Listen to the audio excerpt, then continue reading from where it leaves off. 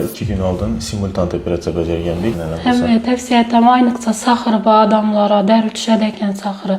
Mənim saxırım 28, 27, 30'am çıxıb yürüyədi. Ona düşməmədi bu yakın arada. Salam aleyküm muhtarım abunaçılar. Mənə bugün növbətdəki bemarımız Gülliyə öylərindən ruxsat bəryatırımız.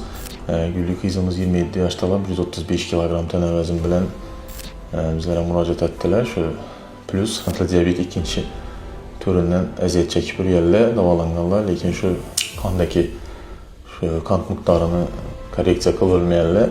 Şu üçün bizlərə operatsiya qıldırış üçün müraciət etdilər. 2 gün aldım Güllüyün teşkil gördük və bunlara şu aşqazantını şuntlaş, yəni mini gastroşuntironiya əməliyyatını tövsiyə qıldıq.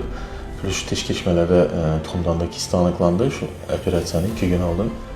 Simultant operasiyanı, yəni aşqazantını şuntlaş və kistektomiya əməliyyatını laparoskopически becərdik. Mənə bir 2 gündən ki öylərindən ruxsat bəryatırımız kant miqdarım normaya gəliyatır. Bizlərə müraciət etkənlərində 15-16'da 2 gündən keyin bir gün teşkil köyəlimizdə ona düşkən suyuqluq içib tutdular, oturub yürütdülər. Gülü neçik?